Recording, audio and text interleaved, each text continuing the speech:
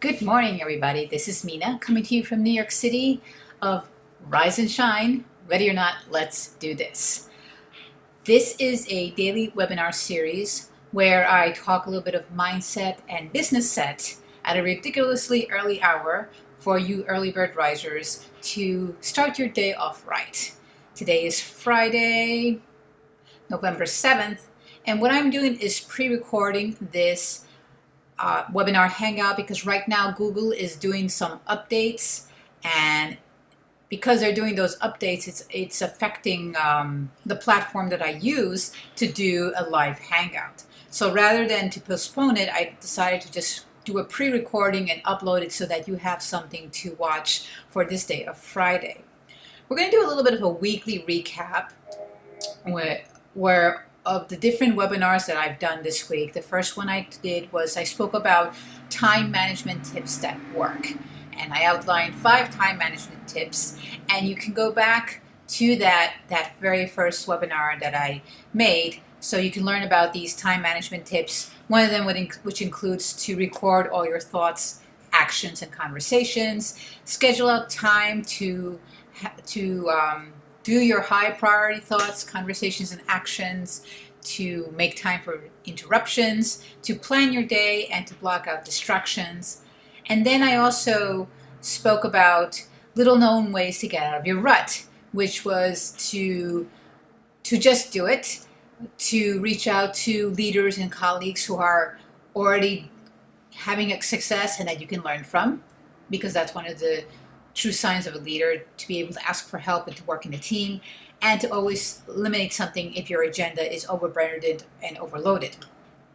Yesterday, we spoke about a little bit more about mindset and how you're thinking, how to discipline your thinking, we start out with an affirmation that we're going to think good, positive thoughts every single day. And that's one of the ways that you could discipline your thinking. And we also spoke about finding a place to think, having a journal to put down great thoughts. And what was the other one?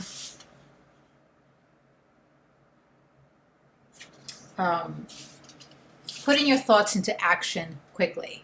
And my reference is this book by John Maxwell, Today Matters.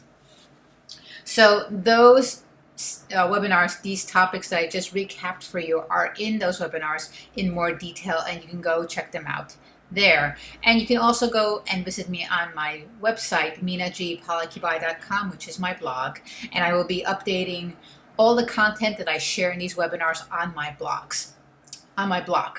Okay. Today, I want to focus. I want to talk a little bit more about mindset, and I'm being inspired a lot by this book from John Maxwell, Today Matters, and it has to do with your past and not letting your past define your future. Now, there are people who have had great childhoods, great pasts, everything has gone well for them, and they're doing marvelous and fine.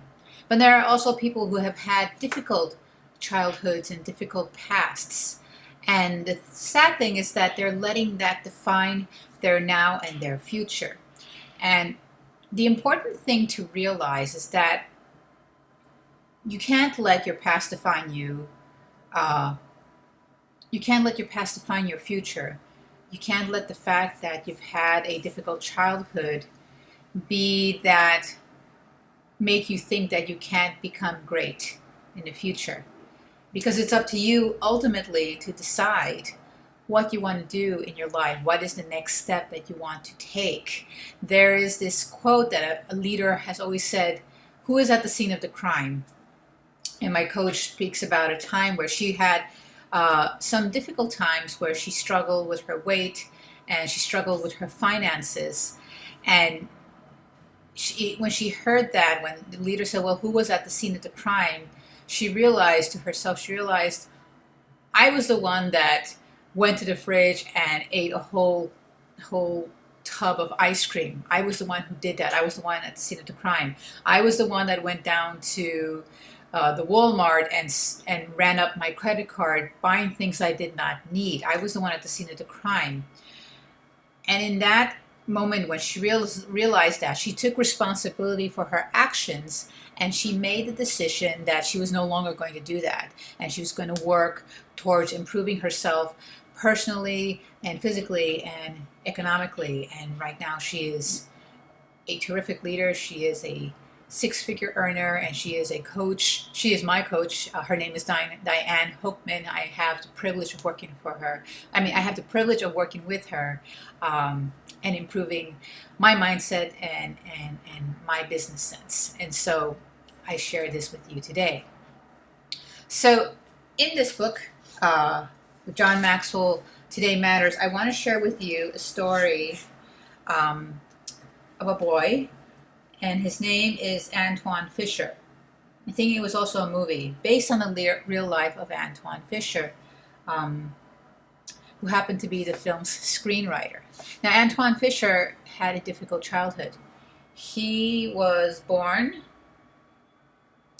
in an Ohio correctional facility where his mother was incarcerated and his father had been dead already for several months. And because of that, he was put into foster care, and he grew up with parents who really abused him terribly, mentally, physically. They abused him and they put him down, and they pretty much said that he wasn't worth anything. And so what had happened was that when he entered the third grade, he had no desire to learn, not at all. Of course, because he was beaten down mentally and physically. But he had a teacher that sowed some inspiration into him and showed him that he was worth something, that he had so much to offer, that he had all this potential in him that just had to be unlocked. And it was that teacher that inspired him to do more. So I'm going to just read from you. I'm going to just read some quotes from this book here, where, okay, I'll just read it to you. It says, by the time Fischer entered the third grade, he had lost any natural love for learning. In addition, the constant admonition from his foster mother that he was the worst child in the world had convinced him that he couldn't learn and had no future. So, of course, when there are children and they have adults in their lives who are there to form them, it is a very delicate situation. The role of a parent is a very rewarding but also very delicate situation. Very delicate. No, let's say that. Let's rewind. The role of a parent is a very rewarding, very privileged, but also a very highly responsible position, because you're forming the mind of a child into an adult. And unfortunately, in this part of his life, Antwone Fischer had a foster mother that was really not pouring anything positive into him. In fact, she had made him feel like he could not accomplish anything. And so when he got into the third grade, he felt like he could not learn anything, or he could not amount to anything. But then, by fate, by the grace of God, they had moved to another school district, and so that he was placed into a classroom with this special teacher who did see something in him.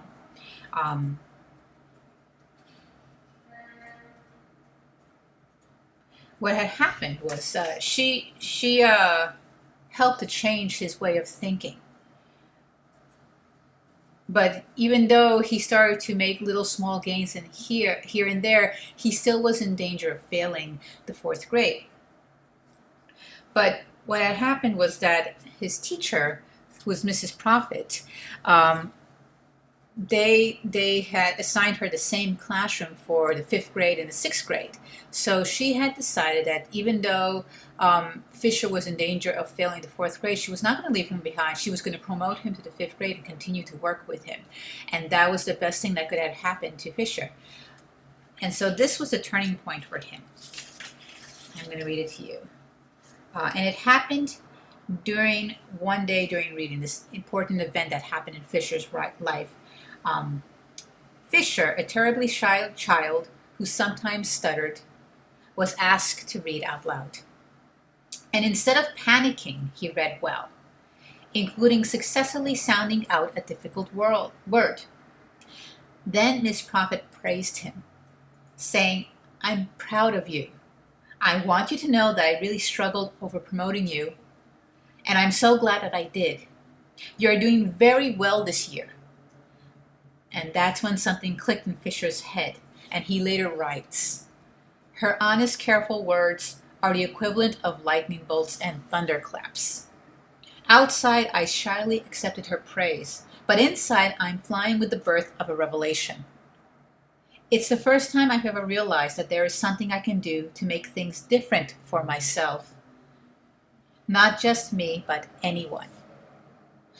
That no matter how often someone says you can't do something, by simply working harder and trying, you can prove them wrong and actually change your circumstance. This lesson is a piece of gold I'll keep tucked in my back pocket for the rest of my life." So that one moment where a person uplifted Fisher at the lowest point of his life, he realized that he did have the potential to change his circumstances. And so do you. So no matter what had happened in the past, if you've had a difficult childhood or if you're having difficulty right now, you have it in you to change your circumstances. And I'm going to say that I believe in you, that you have that potential. All you have to do is make that first step.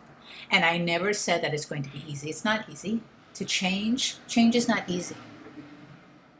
But that change is designed to make you get out of your little comfort box, to stretch you out. This is why I am doing these early morning hangouts, is to get out of my comfort zone. Getting up early is not an easy thing for me, but I do it because I know that I can help those of you out there who want to do the same thing. So let me read it again. No matter how often someone says you can't do something, by simply working harder and trying, you can prove them wrong and actually change your circumstance. And you can change your circumstance. So what happened? What happened to Antwone Fischer? He changed his circumstances. He became a very prolific writer. He thinks for a living. He's a successful screenwriter in Hollywood. And he learned his craft by writing 41 drafts of the screenplay that tells his own story. That's awesome. And he has become the kind of responsible citizen and family man he always desired to be, with a wife and a daughter. And when he was asked what message he wants his story to convey, his answer is that there is hope even when you have the hardest beginnings, and there are good people in the world. So, there's always hope. Even if you did not accomplish what you wanted to accomplish yesterday, you can accomplish that today. Every day is a new beginning. You take a deep breath and move forward. So that is what I wanted to leave with you mindset-wise. Let me give you a little bit of business sense. And you're going to see a lot of the business sense that I cull from. I get it from entrepreneur.com, which is an amazing site. I'm going to share with you a quick article, which is a 4-minute read, and I think it's a great ending to the work week. And it's called End Your Day Strong with these 5 power tips. I'm going to walk you through that article. Excuse me. And here goes. These 5 power tips. The first one is to empty your inbox. And I've done this recently. Do you guys have inboxes that are overflowing, ready to burst at the seams? If you have a Gmail account, you have like unlimited space. So I had collected up to 6,000 emails up to very recently, and it just looked very cluttered and to open my email box was just a little bit, would make me very anxious. And then one day I decided to sit down and say, you know what, I'm just going to sit down and I'm just going to delete, and clear out my inbox. And the moment I did that, I felt lighter and everything looked more cleaner and organized. And I was able to think better.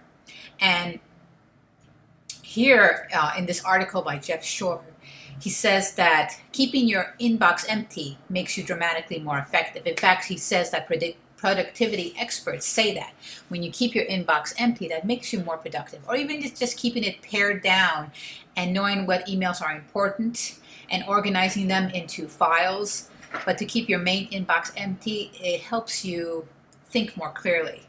And he says that having an empty inbox late in the day gives him a strong sense of accomplishment. And it does. When you clear out your inbox and there's nothing there for you to tend to because you've already either deleted it or delegated it or responded to it, you have a sense of accomplishment that you've done something in your day and you're moving forward.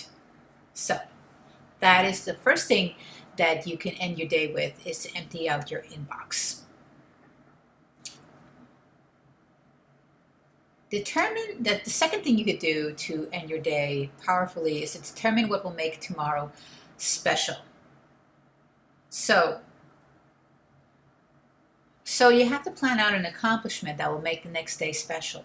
What can you accomplish the next day to make it worthwhile? It could be that you can go and visit your mom and spend time with her. Or you can call that friend that you just haven't spoken in a while and catch up. Or you can pay it forward, and when you go to your coffee shop, decide to pay for the person's coffee behind you. That's a sense of accomplishment. Or what else? Let's see.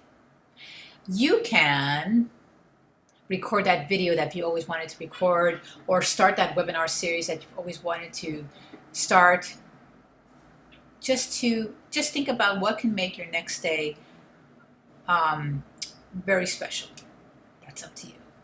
The third thing you could do to end your day off powerfully is to eat a frog. Not literally, but he says here, Mark Twain suggested that if you eat a live frog first thing in the morning, nothing else throughout the day could possibly be so bad. Well, it's just sound advice to not leave anything for tomorrow. Don't procrastinate. If you have a hard task that you're not looking forward to, just eat the frog and do it. And I've done that. There are phone calls I've had to make, and I've procrastinated, and what that does is just, it does not make you feel good at all. You just have that thing looming over you because you have to get it done. In fact, your brain knows that you have to get it done, and so it's going to keep nagging you and nagging you and nagging you, and you have this dark cloud following you until you break down and say, okay, I'm just going to do it. And once you do it and you eat that frog and you get it over with, you feel so much better and so much lighter. Same way as clearing out your inbox. Do something nice for someone else. Well, that goes for, I had mentioned earlier, if you want to make the next day truly special, you can pay it forward and pay for somebody's coffee. That also falls under this category of doing something nice for somebody else.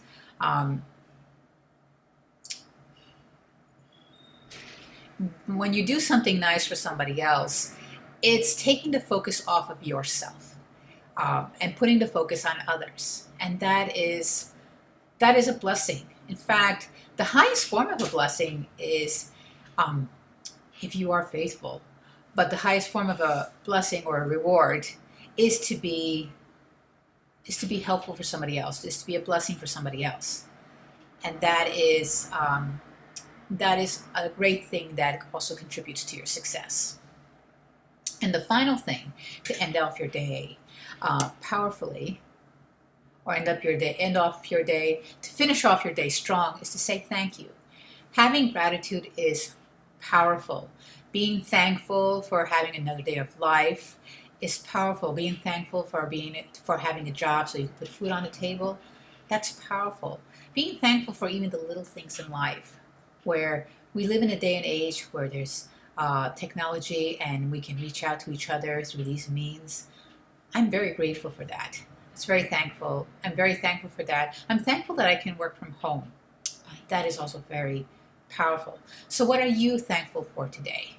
Um, Being thankful for just another day of life, even the small things, that is expressing extreme gratitude. Because you can go through life, or I've gone through my days where I'm walking through, and the moment I start to feel bad about myself, something incredible happens. I see somebody who is less fortunate than I, and not in terms of being uh, that I'm better than that person, only that their circumstances uh, are not so great at this moment, like a homeless person. I will see that person in my view, and then I'm compelled to help that person. Like I'll buy them something from Subway because I know that that person is hungry. Even if you give a smile, you can lift somebody's day. I encourage you to try this. Walk through the street and lock eyes with somebody, and then smile, and see if they smile back at you. They will smile back at you. Um, and that's also like if you're not ready to buy somebody lunch, uh, at least smile at somebody, and that is how you can help make somebody else's day better.